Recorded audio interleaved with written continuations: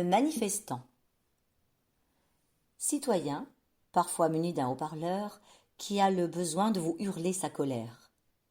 Celui qui rejoint ses amis, tout aussi haineux les uns que les autres, au moins une fois par semaine, pour venir défiler dans votre ville. Par centaines, par milliers, ils viennent boucher la circulation et troubler vos activités du week-end après votre dure semaine de labeur. En résumé, donc, un brailleur, venu bousiller votre doux week-end tant mérité. Bien le bonjour. Voici effectivement la caricature de certains de ces manifestants que vous voyez depuis plus de 6 mois dans vos rues. Pardonnez-nous, nos rues. Fort heureusement, cette définition se réfère à une faible minorité de ces manifestants. Pour la première fois dans les rues pour un grand nombre d'entre eux, notons que ces respectables militants sont engagés pour la cause pacifiquement, de manière réfléchie, avec des arguments solides et des craintes légitimes. Oh, qu'ils aimeraient gentiment profiter de leur week-end, eux aussi. Oui, eux aussi travaillent durant la semaine. Et ils payent leurs impôts, tout comme vous. Pour autant, force nous est de constater que pour certains, l'engagement signifie quelque chose. Cela leur est même nécessaire. Parmi eux, des honnêtes gens ayant perdu leur emploi, par simple refus de se contraindre à ce qui leur est imposé. Des individus qui ont vu leurs droits abîmés, bafoués, supprimés. Nos soignants, après avoir passé plus d'une année au front face à cette pandémie, sac poubelle sur la tête et c'est parti.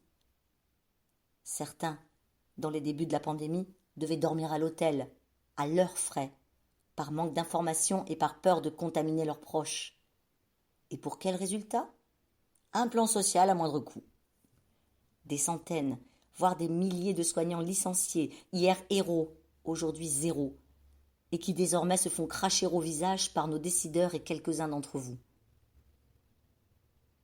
De nombreux manifestants passent le plus clair de leur temps libre à organiser des actions.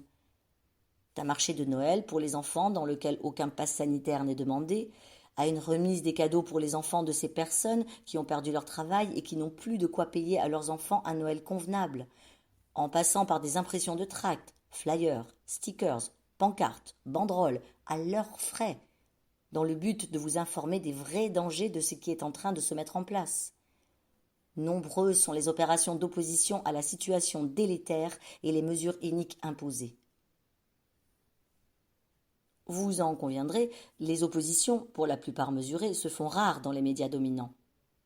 Et pour autant, nombreux sont les médecins, professeurs, soignants, avocats, philosophes, chercheurs et autres qui tentent de vous avertir. Hélas, la censure étant plus présente que jamais, ils sont peu entendus.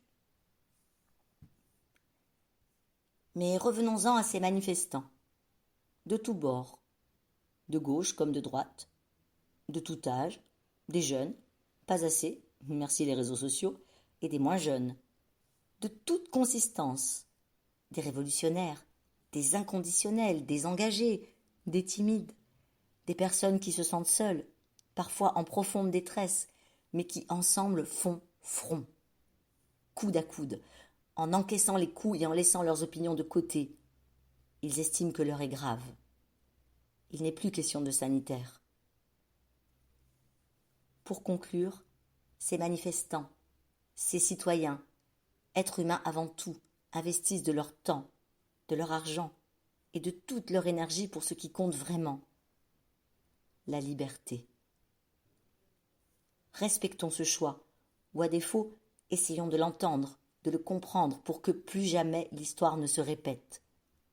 Et pourquoi pas même écrire une nouvelle page de l'histoire telle que le peuple l'entend vraiment.